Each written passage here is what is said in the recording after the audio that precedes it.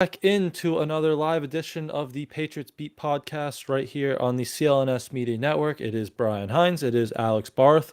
And we are back live today because we were down at Gillette Stadium yesterday because the Patriots officially introduced Jerod Mayo as the 15th head coach in team history up there in the atrium in the north end zone, the new, behind the scoreboard with the lighthouse, pretty nice spot.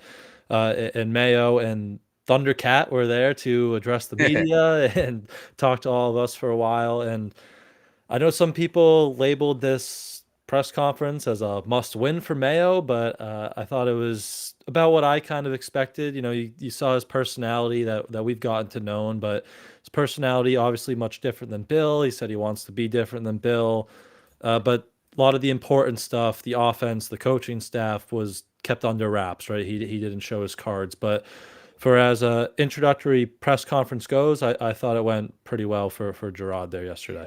Yeah, I thought he did well. I think the biggest thing when his hire was announced was a lot of people, and I think it's a fair question at the time. If you're moving on from Bill Belichick, clearly that means you think something needs to change. And why are you moving on from Belichick for somebody who is understandable? His entire playing career was under Bill. His entire coaching career was under Bill. Why are you moving on from Bill for somebody who's probably going to be a lot like Bill? And I think what Jerod Mayo did yesterday in a number of different ways was really hammer home the fact that he will not be Bill Belichick. Yep. And that doesn't mean were there some shots at Bill Belichick in there? Yes, absolutely. But I think it was more just the overall sense of, it's not going to be business as usual. It's not going to feel the same. He said, I'm not trying to be Bill, and he shouldn't try to be Bill. I think he's going to run his own program the way he wants to run it, the way he thinks is best to run it. Will there be some overlap to what Bill Belichick did? Yes, absolutely. I would hope schematically on defense, there's a lot, but obviously head coaching goes far beyond the scheme. But this is going to be Jerod Mayo. Jerod Mayo is going to be Jerod Mayo as a head coach. He's not going to try to be Bill Belichick or anything like that. He's going to do it his own way. We'll see if that is that a good thing or a bad thing? I don't know. Let's kind of learn what his way is. He gave us some hints to it yesterday, but it's too soon to say anything definitively. But if his way works, that's great. Because I've talked about this before. Him trying to mimic Belichick, any coach trying to come in here and mimic Belichick wouldn't work because they're not Bill Belichick. We've seen a lot of Bill Belichick's assistants go elsewhere and try to mimic Bill Belichick. Matt Patricia, and it's a disaster. So I thought overall it was good. Would it have been nice to get the answers to some of the bigger picture questions? Yes. I never realistically thought we were going to get them yesterday, one way or the other. Robert Kraft kind of talking around the final say question. We will get to Mayo building his coaching staff. I actually think there was something to glean from his answer there. But overall, I thought he did a good job. I thought he hit the right notes. I thought as much as you're going to in that setting, he kind of laid out the framework. He was never going to be like, yeah, well, we're going to run a West Coast offense and we're going to be a 3-4 over. Like, I know people expect that. That's not what happens in these press conferences. These are political. They're new to us. These are right. No, and I get that.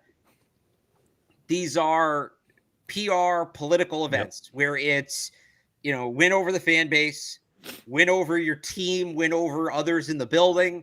And I think a lot of what Jerod Mayo said, based on what we've heard, probably resonated both with folks in the building.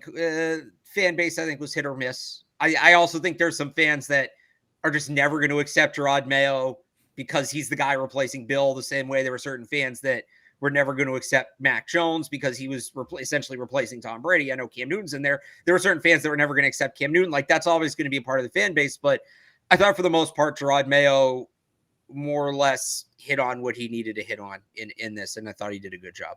Yep.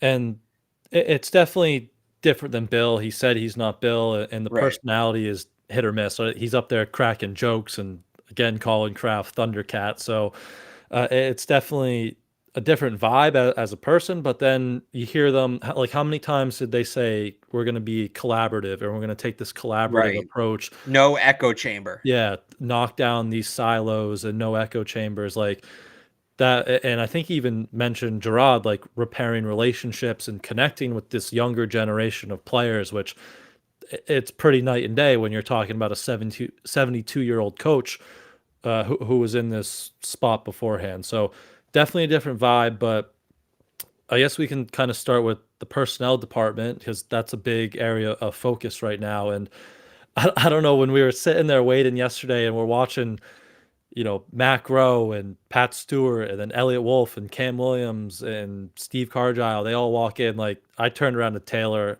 it was right behind me, and I'm like, this is everyone except Bill. And it was Right. just kind of that's how it was set up. But I think there were a few points that Kraft and Mayo hit on, and it was they're going to explore what they have internally first off. And Kraft said that's how he likes to build his businesses up. He's biased to promoting internally, so they're going to see what they have in-house, but they're also not shutting out, he called it the marketplace, so they might still Right. go kind of external here, make some calls to, we threw a lot of these GM names out over the past few weeks, the familiar ones like Dave Ziegler, or the kind of unfamiliar ones like Trey Brown. So perhaps there's still a path for them to kind of go external here. And then he was asked about final say, and he said, we're going to appoint someone, and quote, before the key decisions have to be made. So whether that's free agency, whether that's the draft, it looks like there might be, at least internally, they know who has kind of final say on Right. signing off on some of these, or turning in the draft card. Yeah, and somebody has to. They were never going to not. You can't go into the draft not knowing who has final say. Like, that just doesn't make sense. That would be like us starting the show not knowing who's hosting. Either we're both going to start to do opens, or we're just going to sit here silent for 10 minutes. Like, they were going to appoint somebody. The question is who. It sounds like we may not know. It sounds like we ultimately may not find out who that is, because if it's not a titled GM and nobody else's title changes, is Matt Gross technically the highest ranking personnel guy they have, director of player personnel, the way every NFL front office is structured. That title is generally like GM, assistant GM, director of player personnel. Sometimes there is no assistant GM, or it's assistant GM / director of player personnel. Now, there's been a lot of reporting that could be Elliot Wolf, who does have more experience than Groh. He was an assistant GM in Cleveland for 2 years in 2017, 2018.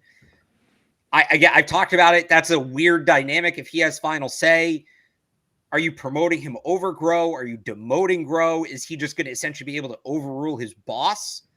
Because like something weird has to happen there.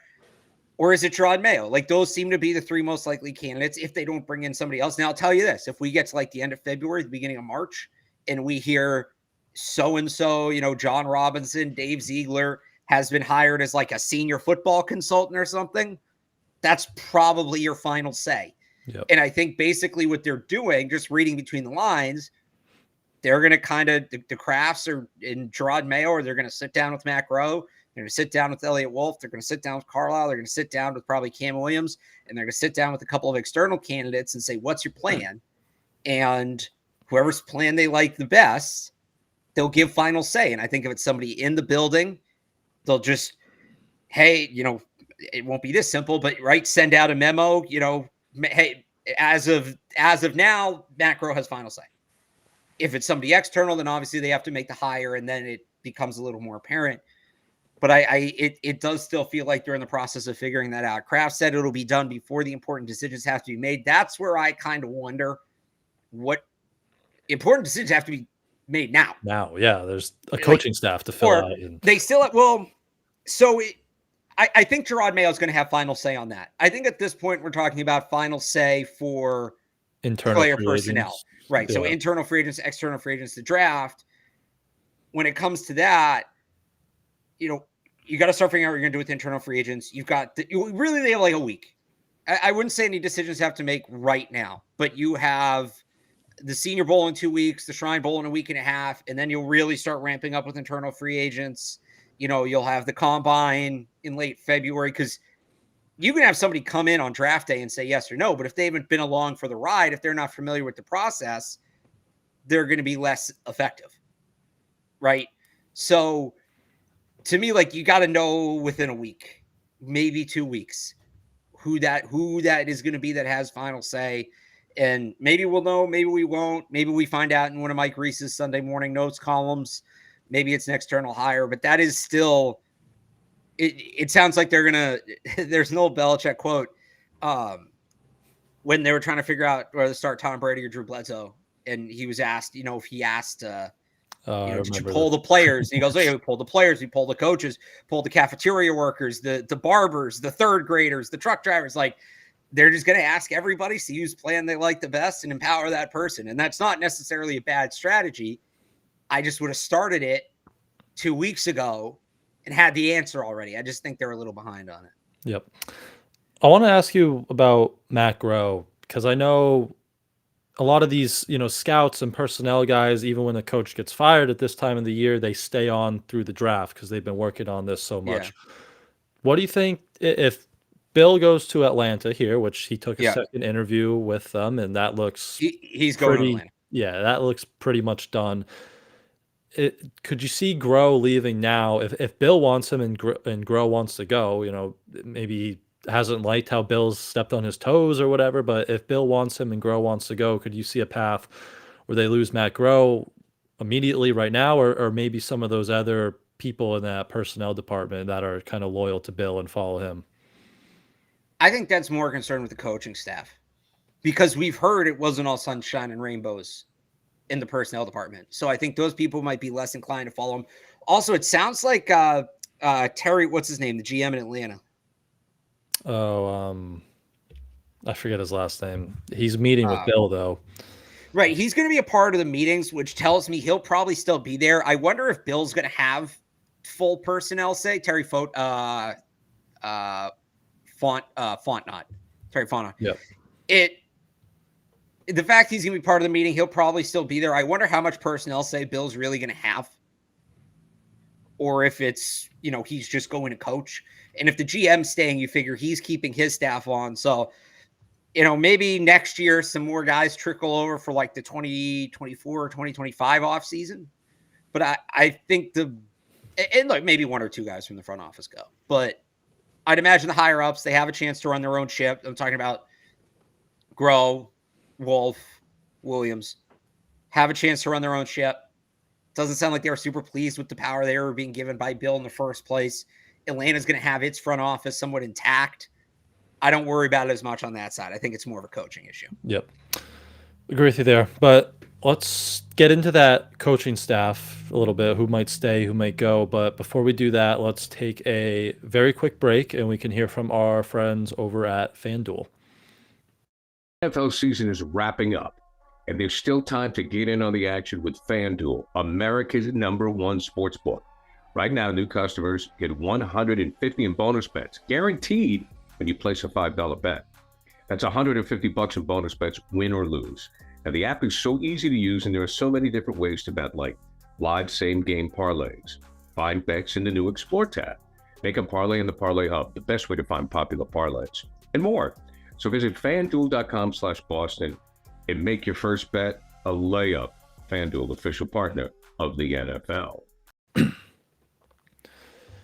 All right, so after Mr. Kraft was asked about the final say in the front office, Jerod was asked kind of expectedly about his coaching staff, specifically that offensive coordinator spot.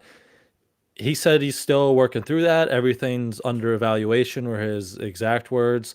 And then I believe after the press conference on, your station, 98.5, he talked about how he wants to get this together ASAP. And he mentioned some of those, college all-star games that are coming up in these next few weeks. Like, they got to get this thing kind of moving quickly here. So, and now we have Bill, who looks close to Atlanta. So once he signs, you assume he's going to start taking the people that he wants with him from this current staff here. And maybe this coaching staff might start coming together pretty quickly here, even though, Jerod didn't give any exact names or offensive coordinator, like scheme philosophies, but it looks like everything's still under evaluation, and we might start really getting this process cooking here over this next few days. I wonder how much of it is waiting for Bill and just knowing and I'm not saying Gerod's going to default to Bill and say, all right, well, take who you want and I'll go from there. I don't think it's that. I think he'll be competitive in keeping the people he wants to keep. But I do wonder if there's an element of, and maybe they already know inside the building who's leaving. who's definitely leaving. And I'm sure he's had some conversations with people. He's already interviewing special teams coordinators when they still technically employ Joe Judge and Cam McCord. It makes sense they want to do it quick. I do think I thought the most interesting thing he talked about with the coaching staff, though, which was during the general presser, was when he was asked if he's going to name an offensive coordinator, and he said titles are important, which obviously, we've heard Bill talk about titles. Bill's not a fan of titles. Mayo said titles are important. He said he's going to name all three. Of course, he wants to do it quickly. Like, the sooner the better. That part doesn't surprise me, but I do wonder if I think it still might be a week or two until we have the full staff and the full coordinator staff. And then you're not going to hire I guess everybody's still here, but we can assume they're going to need an offensive line coach, right? It was reported that Adrian Clem's not coming back. You're not going to hire your offensive line coach before you hire your offensive coordinator, because you want to make sure that you want to empower essentially the coordinator, hire his own staff. Jerod Mayo, yes, he should ultimately sign off on who's on the staff. He should not take the lead on the offensive side of the ball. On the defensive side of the ball, it's different. It's his area of expertise. He's probably still going to run it to an extent. Offensive side of the ball, I want the offensive coordinator, more or less running that show. So obviously you can't do that until you have an offensive coordinator. Yep. I thought that titles, you talk about maybe some shots at Bill throughout the thing. Like, the titles one stood out immediately. He said, I believe titles are important, outward looking. But as far as built inside the building, the title doesn't really matter. But his main point was, for those looking to progress their careers outside of the building, those titles matter, because other teams don't really know what you do if you don't have a title. And that relates exactly back to Jerod here, who spent his whole 5 years on the staff as a linebackers coach. And he goes to take these head coaching interviews or interviews elsewhere, and not many people really know exactly his roles and responsibilities, because he has this really vague kind of title. So he was kind of similar to Bill, where, once you're in the building, it doesn't really matter. But if you want these young coaches to progress their career, titles, they do matter. So he's going to name offensive coordinator, defensive coordinator, special teams coordinator to help promote growth in that building. So I did think that was kind of an interesting quote there from Mayo throughout that thing. Yeah, and that he talked a lot about development. I think it goes to that. He wants people empowered to move up through the organization or to other organizations. That was his big thing. Like, he wants just good people, develop human beings, that type of stuff on his staff. Let me throw one name at you who was on the staff, Troy Brown, who is coaching. He's the offensive coordinator for one of the teams at the Senior Bowl. Are you reading into that anyway? He was announced as a Patriots coach because he's still on the staff. But where do you see Troy Brown in this? Because he's a Bill guy, but he's also been a Patriot like his whole career. How do you think he factors into this equation? It's tough to say. He doesn't this doesn't guarantee him a spot on the Patriots coaching staff that he's going. He's not going on the Patriots' behalf. Like, the league picked him. He just happens to work for the Patriots. If there's going to be a new offensive coordinator, there's going to be a new staff. And maybe Troy Brown knows his job is safe. Maybe he doesn't. Maybe they were just maybe they said, yeah, go take the opportunity to showcase yourself and talk to other coaches around the league and set up your next gig. Maybe he knows he's going with Bill and this is all a formality. Like, it could go so many different ways. There's an argument to be made. It signals he's more likely to come back. There's an argument to be made that it signals he's less likely to come back. I think we just have to wait and see with that one. Yep. It's tough. It's all just wait and see till the big stones are turned over here. The only other coaching staff minor note, but DeMarcus Covington was there for Mayo's press conference. So he was the there. only coach that was there, right? Only coach. He was at Bill's last week, and then he was at Mayo's only coach again yesterday. So he's still one of those guys you'd assume would be looked at internally as maybe that defensive coordinator spot, probably down between him or Steve Belichick. Internally, they brought in Luka Boo externally, but I thought that was just kind of a note that DeMarcus Covington was in the building and present for that yesterday.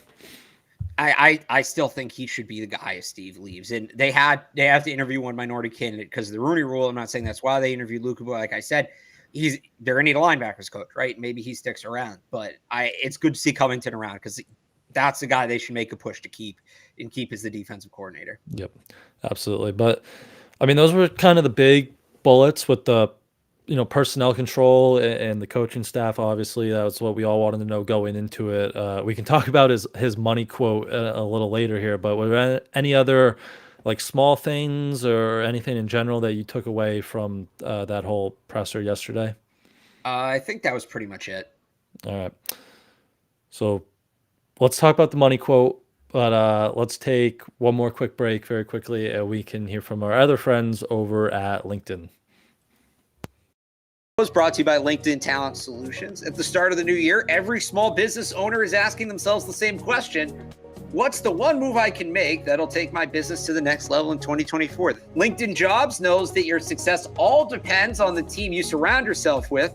That's why LinkedIn Jobs has created the tools to help find the right professionals for your team faster and for free. LinkedIn isn't just another job board. LinkedIn has a vast network of more than 1 billion professionals, which makes it the best place to hire. Hiring is easy when you have that many quality candidates. So easy, in fact, that 86% of small businesses get a qualified candidate within 24 hours. You can check out LinkedIn Jobs. Again, over 1 billion qualified candidates, and they'll help you find the right person for your team like that. It's why small businesses rate LinkedIn Jobs #1 in deserving quality hires versus leading competitors. LinkedIn also knows that small businesses are wearing so many hats and might not have the time or resources to hire. Thankfully, with LinkedIn, the process is intuitive, quick, and easy. Post your job for free at linkedin.com/beat. That's linkedin.com/beat, B-E-A-T, to post your job for free. Terms and conditions apply. All right. So after Mayo was done, he was, making the rounds with all of the local media there, and he was asked by Steve Burton about the number 3 pick, obviously kind of the elephant in the room. And he said, we're going to draft the best player for a position that's very important. You put the pieces together. So when I first kind of heard him say that, and he said, we're going to draft the best player for a position that's very important, at that part, I thought he was just kind of saying coach speak, like we're going to get a premium position. And then came the you put the pieces together, and that just screamed quarterback to me. So I don't know if that's how you took it, and I don't know if he would tip his hand like that to us on January 17th there yesterday, but I mean, very important position. You put the pieces together for a guy who watched that mess of a quarterback room last year. Like I read that all the way as quarterback there for number 3. Yeah, it's so I'm torn here because on one hand, every instinct tells me that he's saying they're going to take a quarterback. It's the most important position. They're in position to take one. And this isn't just a Jerod Mayo trying to be different thing, trying to be transparent. A lot of teams will kind of do this when they're at the top of the draft. You can only do it if you're drafting 1, 2, 3, 4. Because even if you're drafting 8th, it's kind of hard to lock it in because you don't know what the board's going to look like in front of you. So everything about this tells me he's saying they're going to take a quarterback. It feels good, too good to be true.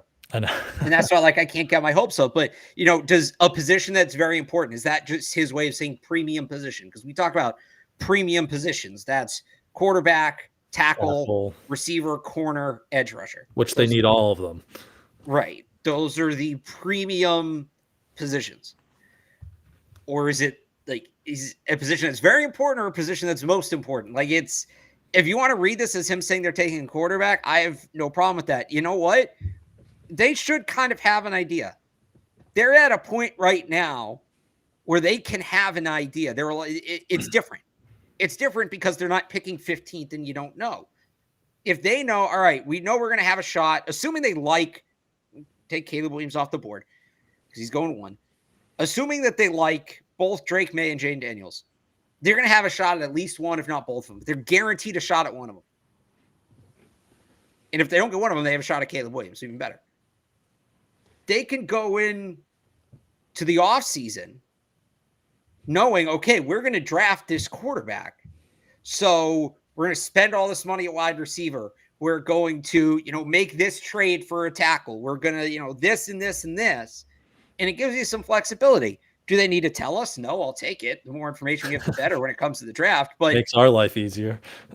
It's not necessarily, and because they're not just starting to scout these players now. They've done their part, and maybe, I'm not saying they have a perfect picture on either player, but maybe they're at the point where they're sitting there and they know, okay, we're good with both of these guys. We don't know who we like better yet. We got to see the combine. We got to talk to them. We got to interview them. But, we'd be good with either one. If they're sitting there and they know that,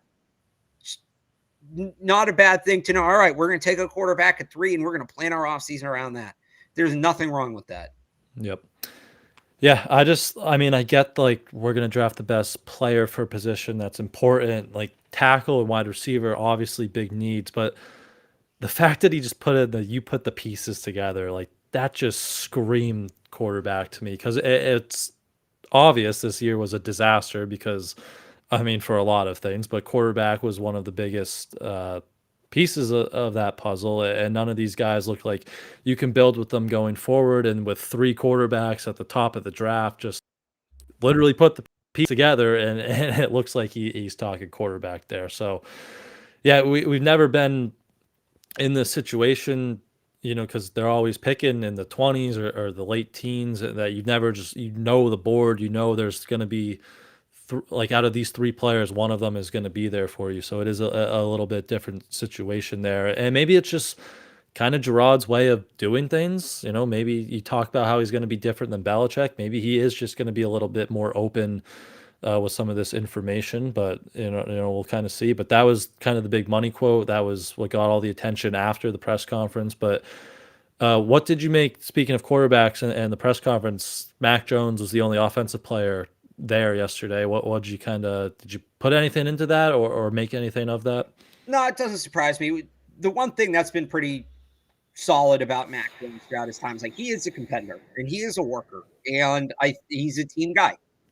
And I think that, for him, as long as he's here, he's going to try to win the starting job.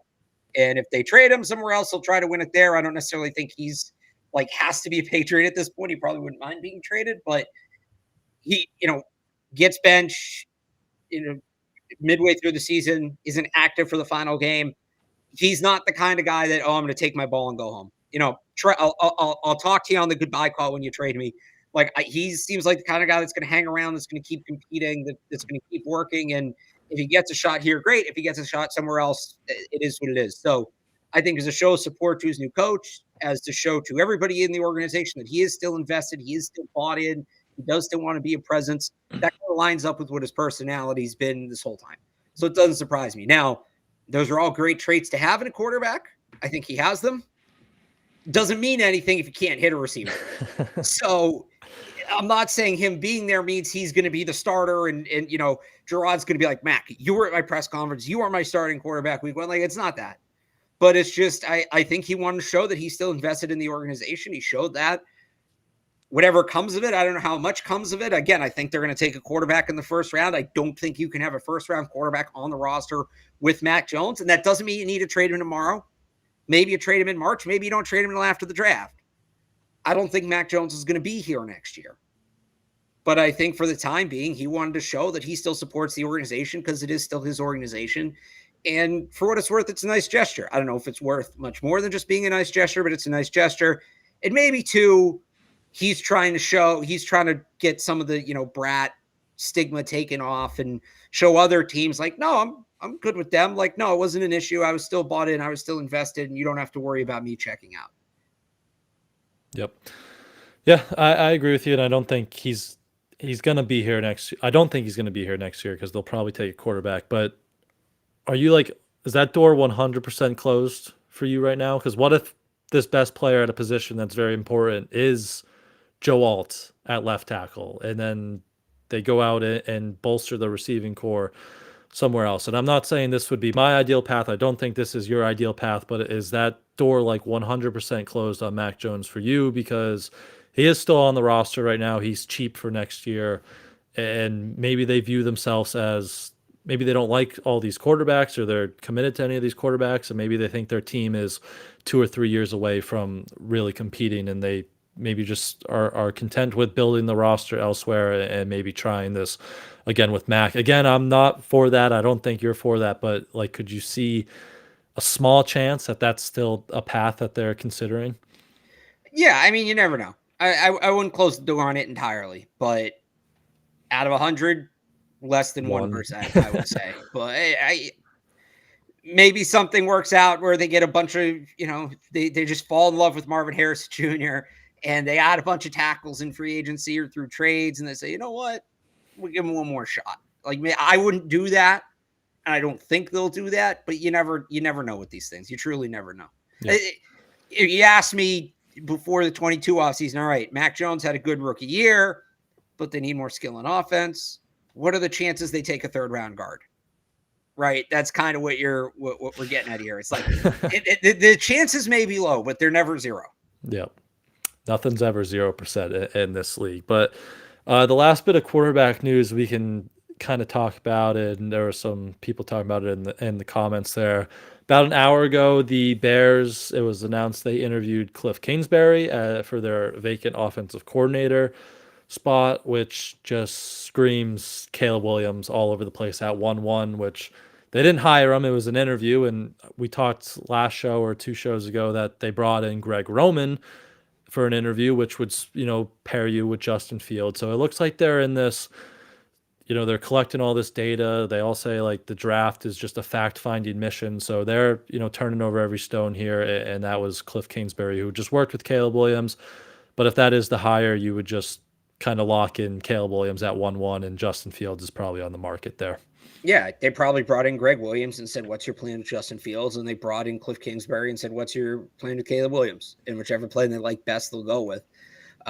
So I think they haven't decided which way they'll go yet, but they're clearly considering both options. I don't think one direction's locked in or the other. But yeah, Cliff Kingsbury's not going there to coach Justin Fields. It's not happening. He's going there to coach Caleb Williams, have him star for 2 years, and then go get another head coaching job. Like that's the path. Yep. So if they go Caleb, you trade him for Justin Fields, and then Jackster says take Marvin Harrison. Maybe you lean Joe Alt there, or you trade back and still pick a receiver or tackle there. But big picture, would you trade Justin Fields probably for like a 3rd round pick, because your pick's like 68 in that range? So I probably wouldn't. I'm not against trading for Justin Fields in a bubble, because here's the thing. I would trade for him as the bridge guy. Okay. You trade Mac Jones, you bring in Justin Fields, him as the bridge guy for Jaden Daniels makes a lot of sense. He gets to come here, plays well, resets his value, then you can trade him again and get something for him. If he doesn't play well, you go right to Jaden Daniels, whatever. The reason I'm not in on Fields, and look, I think he's done some nice things the last, he did some nice things the last month and a half of the season. He showed some pop, but so much of this is the value of a quarterback on a rookie deal. And if you trade for Justin Fields, you have to pay him in a year. You have to figure out his 5th-year option by May. And then after that, one more year, then you got to start talking long-term contract if you want to keep him. So you lose the ability to have all of this spending power to put pieces around him. And whoever it is, whoever the quarterback is, Justin Fields, Mac Jones, a draft pick, you don't have enough pieces around them. And people say, well, if you don't have enough pieces around the rookie, how's it going to be any different? You have 4 years on that rookie deal. Essentially 3. You want to be competing by the end of it, but you have 3 years on, or no, 4, because you have the 5th-year option. You have 4 years on that rookie deal to accumulate pieces and put the pieces in place. Whereas with Justin Fields, you're paying him in a year, or he's leaving, and then what? You're back in the quarterback carousel. You're back where you are now. So I'm not against the idea of trading for him in theory, but it would be as a bridge backup kind of guy. I don't think Justin Fields solves your problems at quarterback. And I know people are doing all these permutations because they want to find a way to get Marvin Harrison Jr. Yeah. Marvin Harrison Jr. is the pick you get to make when you don't blow your quarterback pick. That's, I don't want to say a luxury pick, but quarterback and offensive line have to be first 2. And I think those 2 you can do in any order. And if you have 1, wide receiver can be second. A ton, like you look at the last 10 years across the NFL, history tells us you cannot, it is, I don't want to say you can't, but it is incredibly, incredibly hard to successfully start a rebuild with the receiver. It just doesn't happen. You can start it with the quarterback, obviously. You can even start it with the offensive line. Like, as crazy as it sounds, the Lions rebuild essentially started with Penei Sewell. Yep. You can't start it with the receiver. So the Patriots don't get to draft. I mean, they could, but like Marvin Harrison makes a lot more sense if you don't blow the last 3 or 4 drafts. Now, If you don't blow the last 3 or 4 drafts, you're not picking this high. Marvin Harrison is the perfect pick for a team like the Bears, who acquired the high first-round pick via trade, or the Cardinals, who are picking high because their quarterback was hurt. Those are the kind of teams that pick a wide receiver in the top 5.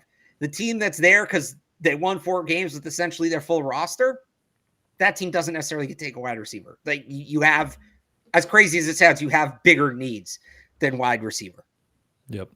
Yeah, I mean, I like Fields. Again, what he's done the last month or two has been impressive, and I liked him coming out of the draft, but you worry about him. You know, he hasn't developed too much as a passer, and then you have to pay him. You'd probably be better getting a guy like Jaden Daniels, who maybe has some of those same issues, but he's on a rookie contract, and you hope, you know, whoever you bring in here as offensive coordinator and quarterback coach can correct those out of him at a younger football age. And you know, the wide receiver, you look at all these teams that we've talked about, like the Eagles and the Dolphins, who add these guys to the rookie quarterback. That's always kind of like the last move, right? Like, that's the cherry on top. The Dolphins got all these guys, and then they add Tyreek Hill, or the Eagles get all these guys, and then they add A.J. Brown. Like, that's the last move to kind of make, and not before you get the quarterback to throw him the ball, or the offensive tackle to protect the quarterback to throw him the ball. So, I mean, you gave the take a while ago that you would go maybe Joe Alt over Marvin Harrison. Stand by that. And got yelled at. And I was even like, I'd lean Harrison, but I think now you kind of look at it, and it might make more sense to get the offensive tackle before you add the skill positions and the quarter. Sorry, I would just say, especially when you look at the way this offseason is structured, there are so many ways to get a wide receiver that, like, everybody's acting. I will remind you every year, even last year when the draft wasn't as stacked, like every year there's just more receivers available than quarterbacks and offensive tackles nowadays. Well, on top of that, I feel like people are acting like Marvin Harrison Jr. is the last wide receiver prospect ever, and if you don't get him, you'll never have a chance to add a good wide receiver. There are going to be other all-pro wide receivers in this draft, believe it or not. Ton of them. And probably in next year's draft too, and in free agency and on the trade market. Like Marvin Harrison Jr., it's not if you don't add Marvin Harrison Jr., you don't ever get to add another receiver. And I think this is not me saying they don't need a receiver. That is not, you know, me saying I wouldn't take Harrison at 3 if I'm the Patriots. Is not me saying they don't need a receiver. It's me saying asset allocation. There are other ways to get an impact receiver. There are more ways to get an impact receiver. There are fewer ways to get an impact tackle. There's a couple, but not a ton. I don't think there's any other way you're getting an impact quarterback. Because the NFL, like, the days of the Tom Brady's and the Aaron Rodgers and the Russell Wilsons of the world being traded is over. That pipeline ran dry. There was a surplus of quarterbacks in the NFL for a long time. Not only was there a surplus, they played forever. They all played in their late 30s, early 40s, and it created the situation where teams were moving on from superstar quarterbacks in a way we'd never seen before. Then you had, and I wanted to pull it up, and I kind of lost track of it. Hang on here. I think it's 2016, 17, 2015, 16. There's a run of drafts in there. Here it is. There's a run of drafts in here from really 2012. You can even go 20. Wow, you can go way back here. All right, so 2018, you know, you had Allen, Lamar, Baker. Let's go back 2016. Goff, Wentz, Paxton Lynch. The year before that, Jameis Winston, Marcus Mariota. The year before that, Blake Bortles, Johnny Manziel. Before that, EJ Manuel. Before that, Robert Griffin, Andrew Luck, Ryan Tannehill, Brandon Weeden.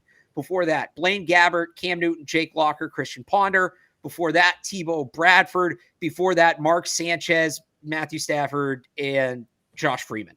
And then you had some good quarterback classes before that. The point being, that is how many years did I just give? That is about an 8-year window. At least 7 or 8 years. Where there were, 2 quarterbacks in there? Cam obviously was legit. I don't even call it, like, Winston's a backup. Cam, Goff, and Stafford. That's it in like an 8-year window. The excess of quarterback talent is gone. And teams aren't moving on from quarterbacks the way they did the last couple of years, because that was in reaction to, right, you go, obviously 99 is Brady, 2000 is Breeze. You had a little bit later on Eli, Phillip Rivers, Ben Roethlisberger all in 04, Alex Smith, Aaron Rodgers in 05, Peyton Jake was all Cutler before in 06. that. Right, Peyton a little before that. You had these guys that stayed in the league and hung around, and it changed the conversation. So if you don't draft whatever quarterback you're drafting, that is your best chance getting a franchise quarterback. If you're going out and getting a veteran that's available and Baker is not going to be available, don't kid yourself.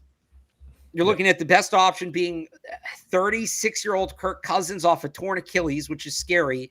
And then you're looking at like Jacoby Brissett, Gardner Minshew. And with those guys, the ceiling, like best case scenarios, you become the Seahawks with Geno Smith. And I think that's a fun story, and I'm happy for Geno, and it's cool. But where are the Seahawks right now? That shouldn't be the goal. And yes, drafting a quarterback, and somebody tweeted this the other day, and I thought it was funny. I also think it's true that Mac Jones being a bust traumatized Patriots fans so bad they're now petrified of the concept of taking a quarterback in the first round. And I get it. I do. Taking a quarterback in the first round, it's scary. It's terrifying. You should be scared. This is why when we were debating Mac and Zappy back early in the fall, and everybody said, "Oh, just draft a guy. Just move on." Like Mac had one bad game. Move on. And I was sitting there saying, you need to know for sure. And look, we found out for sure, and they're not the guy, and here we are. But you don't push the quarterback out the door until you're absolutely sure, because the quarterback carousel, it's fucking terrifying. There's 100 doors in front of you, and behind 99% of them is just darkness and despair and misery and nothing. And you have no idea which door is which, but you have to open a door. And that's just where we are. Could Jane Daniels be a bust? Of course he could. Could Caleb Williams be a bust? Yes, he could. But you need a quarterback. You need a quarterback to win in the NFL. And think about it this way. What's the alternative? Because the alternatives are veteran with a super low ceiling, day two quarterback, which we can go through the history of day two quarterbacks. It's really ugly. Or stick with what you have and run it back with Mac Jones and Bailey Zappi. So, and by the way, if you're saying, "Oh, just get a guy on day two, just draft Bo Nix," here's your day two quarterback, your round two quarterback the last 5 years: Will Levis, Desmond Ridder, Kyle Trask, Jalen Hurts, and Drew Lock. Those are your second round quarterbacks since 2019. And Bo Nix is not Jalen Hurts. I'll tell you that right now. Even Jalen Hurts isn't looking too hot. Right. Even Jalen Hurts isn't Jalen Hurts. So the whole, "Oh, no, you get a quarterback on day two and find out." That's not how it works. The league, the days of Russell Wilson in the third round, Brock Purdy, you can't bank on that. You can't. That's an accident as much as it is. The league has gotten too good at scouting quarterbacks to let these guys fall. And so what I'd say about Purdy is, if the Patriots had the skill position players the Niners did, fine. Take your quarterback in the third round. He'll have plenty of talent around him. Take Bo Not Nix exactly there. the case. Right. Not exactly the case in New England. Yeah. You got to, well, I would say you have to believe in your quarterback, right? Because you don't want to, one of the worst things you can do is also reach for a quarterback that you don't believe in and don't think he can be your guy. So you got to, as long as you like the top three guys, which you'd assume they like those top three guys, they're all very talented, then you got to get them, because you also aren't going to be thinking you don't ever want to be picking this high again. So Right. You're not going to have a shot at one of these talents up there. So you got to get your quarterback. And then, like, back to where we started at this conversation, like receiver and offensive tackle, there's more pass to get a top or a quality wide receiver than a quality tackle, whether it's in free agency. We talked T. Higgins, Michael Pittman leading that class. Even in the draft, you look at guys who could be available in the third round, because there's, you assume if they hit tackle at that second pick, like 34, you're in range, but then it's kind of a drop off with that tackle class. But then, like the third round receivers, you're still looking at maybe those Washington guys fall outside of, Roma Dunze, who's a top 10 pick, or, Roman Wilson from Michigan. There's still a lot of good talent and game changers. Puka Nacua was a sixth round pick. Something and he was like one of the best receivers in football this past year. So there's many paths to get a really good receiver, where tackle and quarterback, it's much harder to do. Receiver still the position where you can go day three and find a stud. Receiver more than any other position. Well, running back, that's different because they're just drafted lower. But of the premium positions on offense, wide receiver is the one that has the highest hit rate later in the draft. And I'm not saying wait until the fourth, fifth, sixth round to take a receiver. They should take a receiver in the top 100. Easy. That's an easy one. But yeah, they don't need to take Marvin Harrison Jr. to solve their wide receiver problem. Yep. I agree with you. So that's some draft talk there. That's some Jerod Mayo talk from his presser. Any last things you had to add there on Jerod or draft or anything that we may have left out? I think that's pretty much it. I believe that is it. So we will wrap it up here. We will be back next week to talk about who knows what's going to go down this weekend. It feels like there's something every day now, but we will be back. So make sure you subscribe to the channel, turn on your notifications so you do know when we go live. But in the meantime, you can follow Alex on Twitter at RealAlexBarth. Head over to 985thesportshub.com to read all his coverage about Mayo and the draft from yesterday. You can head to my Twitter at @IamBrianHines and head to patspulpit.com to read my coverage from all things Patriots. Thank you all as always for tuning in, and we will see you guys next week.